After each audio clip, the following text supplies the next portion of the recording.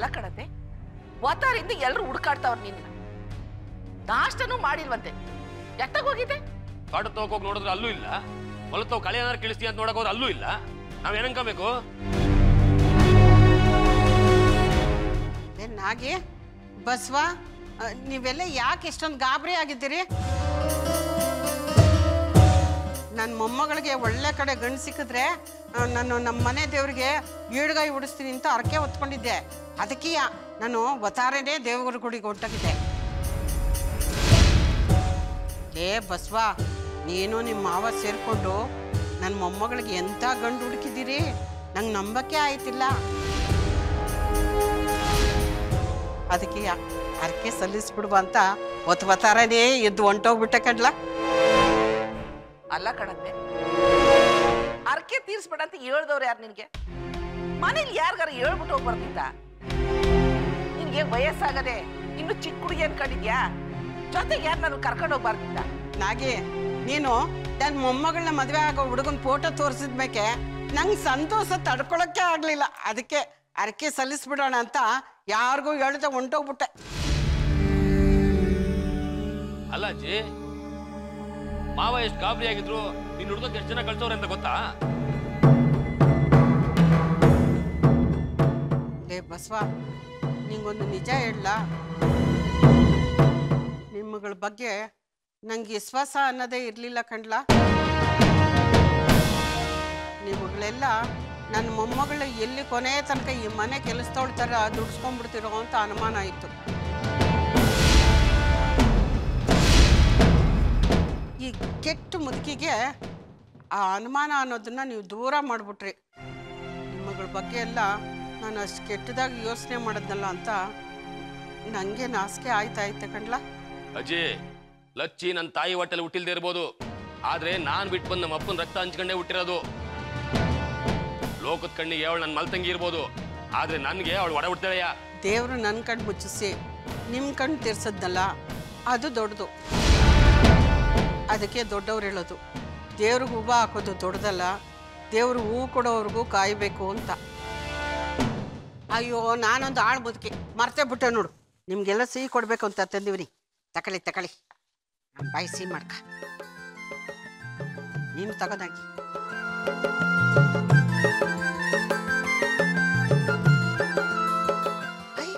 ನಮ್ಮ ಲಜ್ಜಿ ಕೊಡಬೇಕು ಬರ್ತೀನಿ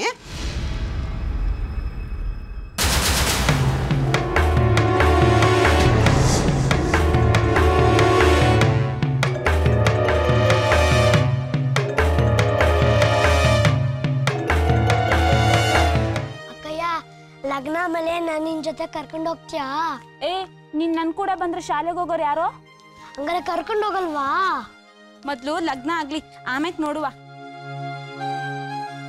ಲಜ್ಜಿ ಲಜ್ಜಿ ಅಯ್ಯೋ ನಾ ಆಂಟಿ ಎಲ್ಲ ಹುಡ್ಕಾಡ್ಕೊಂಡು ಬಂದೆ ನೀವಿಬ್ರು ಇಲ್ಲಿದ್ದೀರಾ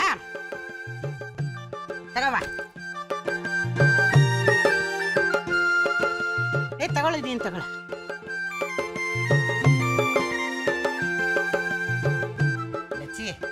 ಕಡಿಕೋ ದೇವ್ರು ನನ್ನ ಕಡೆ ಕಂಡುಬಿಟ್ಟು ನೋಡ್ದ ಇಷ್ಟು ವರ್ಷ ಈ ದಿನಕ್ಕೋಸ್ಕರ ಕಾಯ್ಕೊಂಡಿದ್ದೆ ನೋಡು ನಿಂದೇನಿದ್ರು ನಿನ್ನ ಲಗ್ನ ಒಂದಾಗ್ಬಿಟ್ರೆ ನೆಮ್ಮದಿಯಾಗಿ ಜೀವ ಬಿಡ್ಬೋದು ತಾತಮ್ಮ ಏನೋ ಹೇಳಿ ಸುಮ್ಮನೆ ಕೋಪ ಬರಿಸ್ಬೇಡ ದೇವಸ್ಥಾನದಿಂದ ಬರ್ತಾ BP ಮಾತ್ರೆ ತಗೋಬಾ ಅಂತ ಹೇಳಿದ್ದೆ ತಂದ್ಯಾ ಪೂಜೆ ಮುಗಿಸಿದ ಸಂತೋಷದಲ್ಲಿ ಮಾತ್ರೆ ತಕೊಳ್ಳೋದೇ ಮರ್ತ್ಬಿಟ್ಟೆ ಈಗ ನಂಗೇನಾಗೈತೆ ಸಂಧ್ಯಾಕೆ ಇದ್ದೀನಲ್ಲ ಮಾತ್ರೆ ಯಾಕೆ ತಗೋಬೇಕು ತಾತಮ್ಮ ಇನ್ನ ಲಡ್ಡು ಇದೆಯಾ ಅಯ್ಯ ನಿನಗಿಲ್ಲ ಅಂತೀನ ಎಲ್ಲ ತಿಂದಿಯಾ ತಕ ಆತ್ಮಲಿಂಗೇಶ್ವರ ಇವತ್ತು ನಿನ್ನ ಹೆಸರು ಏಟ್ಕಿತ ಹೇಳಿದ್ರು ನನಗೆ ಸಮಾಧಾನವೇ ಆಗ್ತಾ ಇಲ್ವಲ್ಲಪ್ಪ ಭಗವಂತ ಲಚ್ಚಿ ಇದ್ಯಾಕವ ಅಳ್ತಾ ಇದೀಯಾ ಯಾಕೂ ಇಲ್ಲ ತಾತಮ್ಮ ಅಲ್ಲ ಕಣವ ನಗ್ತಾ ಇರ್ಬೇಕಾದ್ ಹೊತ್ತಲ್ಲಿ ಇದ್ಯಾಕವ ಕಣ್ಣೀರಾಗ್ತಾ ಇದ್ಯಾ ನೀನೇನು ಎಲ್ಲಾ ದೇವ್ರಿಗೂ ಹರಕೆ ಹೊತ್ಕೊಂಡು ನನ್ ಲಗ್ನ ನಿಶ್ಚಯ ಮಾಡ್ದೆ ನನ್ ಲಗ್ನ ಆಗಿ ಗಂಡನ ಮನೆಗೆ ಹೋದ್ಮೇಲೆ ನಿನ್ ಯಾರು ನೋಡ್ಕೊಂತಾರೆ ಅಯ್ಯೋ ಅದಕ್ಕೆ ಯಾಕವ ಯೋಚನೆ ಮಾಡ್ತೀಯ ನಾನು ಬಾಳ್ದೆ ಬದುಕ್ದೆ ಸಂಸಾರ ಕಟ್ಕೊಂಡೆ ಶಿವ ಕಷ್ಟ ಕೊಟ್ಟಾಗ ಅದನ್ನು ಅನುಭವಿಸ್ದೆ ಸುಖ ಕೊಟ್ಟಾಗ್ಲೂ ನಿಂದೇ ಶಿವನೇ ಅಂತೆ. ಲಚ್ಚಿ, ನಂಗೆ ಒಂದೇ ಒಂದು ಆಸೆ ಇತ್ತು ಕಣಪ್ಪ. ನನ್ನ ಮೊಮ್ಮಗಳ ಮದುವೆ ಆಗೋ ತನಕ ನನ್ನ ಜೀವ ಉಳಿಸ್ಕೊಂಡಿರ್ಬೇಕು. ಅಲ್ಲಚ್ಚಿ, ಹೆಣ್ಣು ಹುಟ್ಟಿದ ಮೇಲೆ ಹುಟ್ಟಿದ ಮನೆ ಹೊಸಲು ದಾಟಿ ಹೋಗ್ಬೇಕು. ಗಂಡನ ಮನೆ ಹೊಸಲು ತುಳಿಬೇಕು. ಆ ಮನೆ ನಿನ್ನ ಮನೆ ಮಾಡ್ಕೋಬೇಕವ್ವ. ಇದು ವಿಧಿನವ್ವ ಇದು. ನಾನು ಅಡ್ಡೆಲ್ಲ ಕಣವ್ವ. ಯಾವಾಗ ಬೇಕಾದ್ರೂ ಬಿರುಗಾಳಿ ಬೀಸ್ಬೋದು, ಅಡ್ಡೆಲ್ಲ ಉದುರೋಗ್ಬೋದು. ಅದು ಯಾವಾಗ ಉದುರುತ್ತೆ ಅಂತ ಹೇಳಕ್ಕಾಗಲ್ಲ.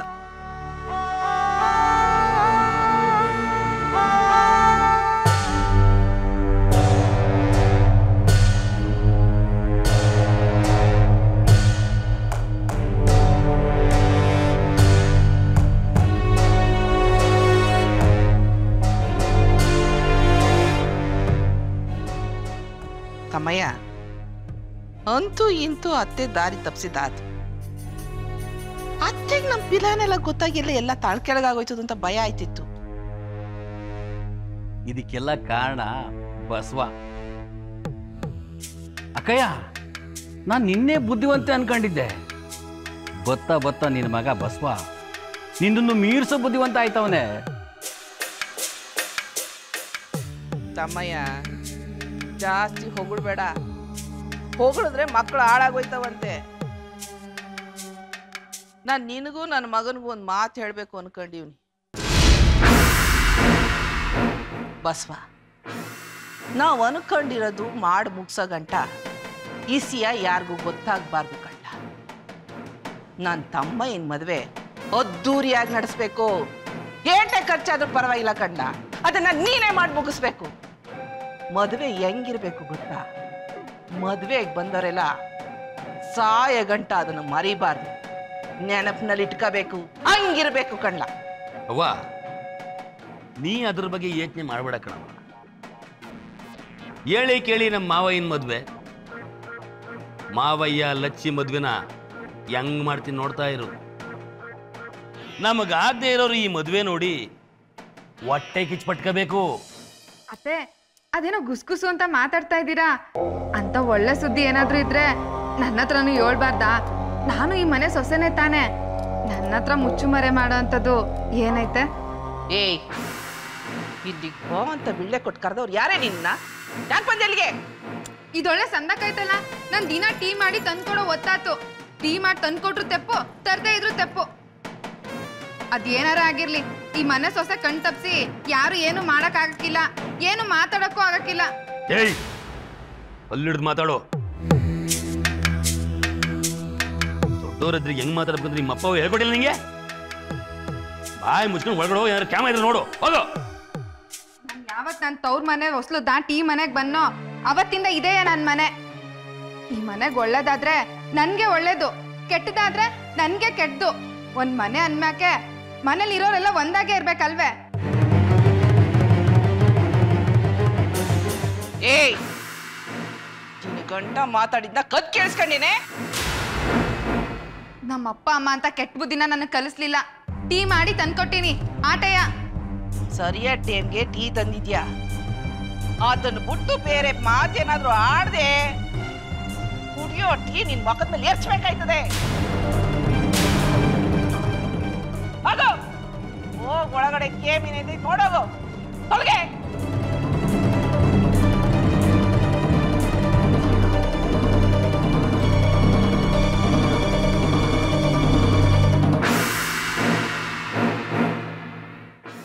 ಇನ್ ಮುಂದಕ್ಕೆ ನಾವೇನೇ ಮಾತಾಡಿದ್ರು ಸುತ್ತಮುತ್ತ ನೋಡ್ಕೊಂಡು ಮಾತಾಡಬೇಕು. ಇಲ್ದಿದ್ರೆ ಕೆಲಸ ಕೆಟ್ಟೋಯ್ತದೆ, ಗೊತ್ತಾಯ್ತೇನ್ಲಾ?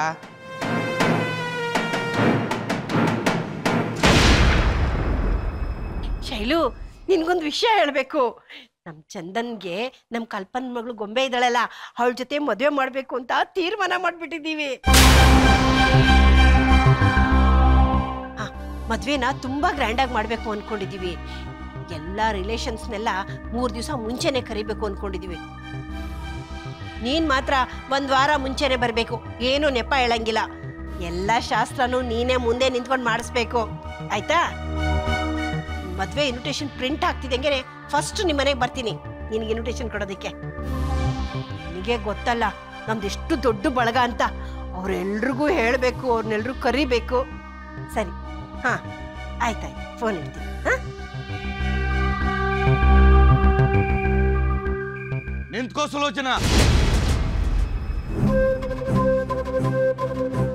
ಯಾಕ್ರಿ ಯಾಕೆ ಕಿರ್ಚ್ಕೊಂಡ್ರಿ?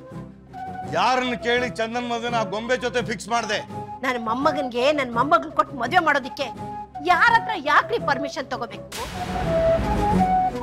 ಕಲ್ಪನನ್ಗೆ ಮಾತು ಕೊಟ್ಟಿದ್ದೀನಿ, ಅವಳ ಮಗಳ ಈ ಮನೆ ಸೊಸೆ ಅಂತ. ನಿಮ್ಗೆ ಗೊತ್ತಲ್ಲ, ಕೊಟ್ಟು ಮಾತನ್ನ ಯಾವುದೇ ಕಾರಣಕ್ಕೂ ನಾನು ಬದಲಾಯಿಸಲ್ಲ ಅಂತ. ಮಾತು ಕೊಡೋಕ್ ಮುಂಚೆ ಚಂದನ್ನ ಪಾರ್ವತಿನ ಒಂದು ಮಾತು ಕೇಳ್ಬೇಕು ವಿವೇಕ ಬೇಡವಾ ನಿನಗೆ? ಅಪ್ಪ, ಯಾಕೆ ಅಮ್ಮನ ಮೇಲೆ ಸಿಡುತ್ತಾ ಇದ್ದೀರಾ? ಅಮ್ಮ ನಿಜವಾದ ಉದ್ದೇಶ ಏನು ಅಂತ ನಿಮ್ಗೆ ಗೊತ್ತಾ? ಹುಡುಗ, ನೀನ್ ಬಾಯಿ ಮುಚ್ಕೊಂಡು ಸುಮ್ಮನಿದ್ರೆ ಸರಿ, ಇಲ್ಲ ಅಂದ್ರೆ ನಿನ್ ಮನಸ್ಸಿನೊಳಗೆ ದುದ್ದೇಶನ ಎಲ್ಲರ ಮುಂದೆ ಹೇಳ್ಬೇಕಾಗತ್ತೆ. ಆಯ್ತಾಯ್ತು, ಏನಾದ್ರೂ ಮಾಡ್ಕೊಳ್ಳಿ. ಚಂದನ್ ಈ ಮದುವೆಗೆ ಒಪ್ಪಲಿಲ್ಲ ಅಂದ್ರೆ ಏನ್ ಮಾಡ್ತೀಯ? ಯಾವತ್ ನನ್ ಮಗ ಹೇಳ್ದೆ ಕೇಳ್ದೆ ಬೀದಿಲ್ ನಿಂತಿದ್ದವಳನ್ನ ತಾಳಿ ಕಟ್ಟಿ ಕರ್ಕೊಂಬನ್ನೋ ಅವತ್ತೇ ತೀರ್ಮಾನ ಮಾಡ್ದೆ, ನನ್ ಮೊಮ್ಮಗ ನನ್ನ ಹಾಕಿದ ಗೆರೆನ ದಾಟಬಾರ್ದು, ಹಾಗೆ ಬೆಳೆಸ್ಬೇಕು ಅಂತ. ಹಾಗೆ ಬೆಳೆಸಿದ್ದೀನಿ. ಅವನು ನನ್ನ ಮೊಮ್ಮಗ ರೀ, ನಾನು ಹೇಳ್ದಾಗ ಕೇಳ್ತಾನೆ ನಂಬಿಕೆ ನನ್ಗಿದೆ. ಅದೇನೋ ಹೇಳಿದ್ರಲ್ಲ, ಈ ಮದ್ವೆ ಹಿಂದೆ ದುರುದ್ದೇಶ ಇದೆ ಅಂತ. ಒಡೆದೋಗಿರೋ 2 ಮನ್ಸುಗಳನ್ನ, ಒಡೆದೋಗಿರೋ 2 ಮನೆಗಳನ್ನ ಒಂದುಗೂಡ್ಸೋದು ದುರುದ್ದೇಶ ಏನ್ರಿ? ಈಗ ನನ್ನ ಉದ್ದೇಶ ಏನು ಅಂತ ಹೇಳ್ತೀನಿ ಕೇಳ್ರಿ. ಯಾವಳು ಮಾಡಿದ ತಪ್ಪಿಗೆ ನನ್ನ ಮಗಳು ನನ್ನಿಂದ 20 ವರ್ಷ ದೂರ ಇದ್ಲು. ಆ ಪ್ರಾಯಶ್ಚಿತ್ತಕ್ಕೆ ನನ್ನ ಮೊಮ್ಮಗಳಾರು ನಾನು ಸಾಯೋವರೆಗೂ ನನ್ನ ಕಣ್ಣೆದ್ರಿಗೆ ಇರ್ಲಿ ಅಂತ ಈ ಮದ್ವೆ ತೀರ್ಮಾನ ಮಾಡಿದ್ದೀನಿ. ಚಂದನ್ ಒಂದು ಮಾತು ಕೇಳದೆ ತೀರ್ಮಾನ ಮಾಡಿ ತಪ್ಪು ಅಂತ ಹೇಳ್ತಾ ಇದ್ದೀನಿ. 20 ವರ್ಷದಿಂದ ನಿಮ್ ಕುಲಪುತ್ರ ತಪ್ಪು ಮಾಡ್ದ, ಆಗ ಯಾಕೆ ನೀವು ಈ ಪ್ರಶ್ನೆ ಕೇಳಲಿಲ್ಲ? ನಿಮ್ ಮಗ ಮಾಡಿದ ತಪ್ಪನ್ನೇ ನಿಮ್ಮ ಮೊಮ್ಮಗನು ಮಾಡಬಾರ್ದಲ್ವಾ? ಶ್ರುತಿ, ಯಾಕೆ ಇಷ್ಟೊಂದು ಡಲ್ ಆಗಿದ್ಯಾ? ಏನಾಯ್ತು ಅಂತ ಹೇಳ್ಬಾರ್ದಾ? ನಿನ್ನ ಹತ್ರ ಏನು ಹೇಳಿ ಏನು ಪ್ರಯೋಜನ? ನಾನೇನಾದರೂ ಹೇಳಿದ್ರೆ ಅದಕ್ಕೆ ಇನ್ನೊಂದು ಹೇಳಿ ಬಾಯಿ ಮುಚ್ಚಿಸ್ತೀಯ. ಅದಕ್ಕೆ ನಾನೇ ಬಾಯಿ ಮುಚ್ಕೊಂಡಿದ್ದೀನಿ. ನೋಡು, ಏನೇ ಸಮಸ್ಯೆ ಇದ್ರೂ ಮಾತಾಡಿ ಬಗೆಹರಿಸ್ಕೋಬೇಕು. ಅದೇನು ಹೇಳಬೇಕು ಅಂತಿದ್ಯೋ ಹೇಳು ಪ್ಲೀಸ್. ನೀನು ಹುಡುಗಿ ಆಗಿದ್ರೆ ನನ್ನ ಕಷ್ಟ ಅರ್ಥ ಆಗ್ತಿತ್ತು. ಮನೆಗೆ ಹೋಗೋದಕ್ಕೆ ಹಿಂಸೆ ಆಗತ್ತೆ ಕಣೋ. ನಮ್ಮಮ್ಮ ನನ್ನ ಮುಖ ನೋಡಿದ ತಕ್ಷಣ ಮದ್ವೆ ಅಂತಾಳೆ. ಕೂತ್ರೆ ನಿಂತ್ರೆ ಊಟ ಮಾಡುವಾಗ 3 ಹೊತ್ತು ಅದೇ ಮಾತು. ಅದ್ ಬಿಟ್ರೆ ಬೇರೆ ವಿಷಯನೇ ಇಲ್ಲ ಅನ್ನೋದು ಮಾತಾಡ್ತಾಳೆ ನಮ್ಮಮ್ಮ. ಇದು ಬರೀ ನಿಮ್ಮನೆ ಕತೆ ಅಷ್ಟೇ ಅಲ್ಲ, ಮದುವೆ ಆಗ್ಬೇಕಾಗಿರೋ ಪ್ರತಿ ಹುಡುಗಿ ಮನೆ ಕತೆನೂ ಇದೇನೆ.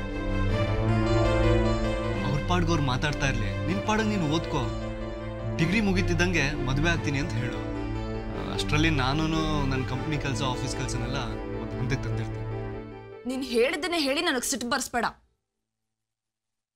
ನೀನು ಆಡಿದ ಮಾತನ್ನ ಆಡಿ ನನಗೆ ಸಿಟ್ಟು ತರಿಸ್ಬೇಡ.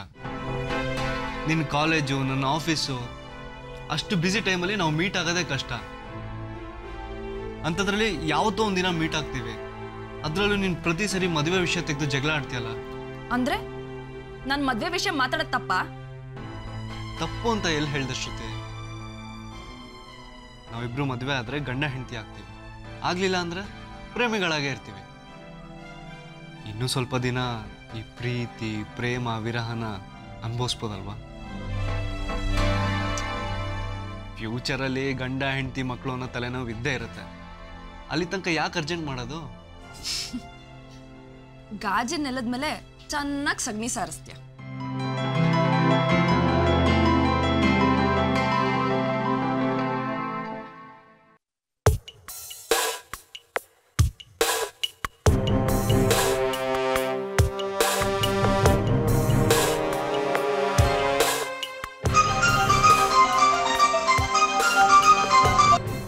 ಹೇಳಿ ರಮೇಶ್.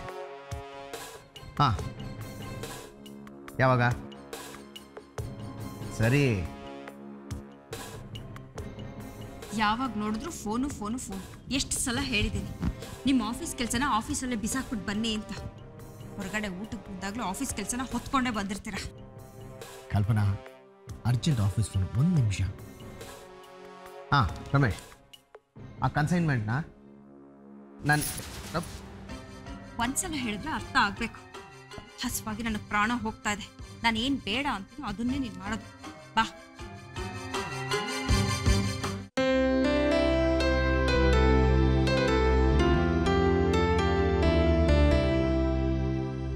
ನೀನು ನನಗೆ ಮೊದಲನೇ ಸತಿ ಹೂ ಕೊಟ್ಟು ಕಳಿಸಿದಾಗ ನನಗೆ ಎಷ್ಟು ಸಿಟ್ಟು ಬಂದಿತ್ತು ಗೊತ್ತಾ ನಿನ್ನ ಮೇಲೆ.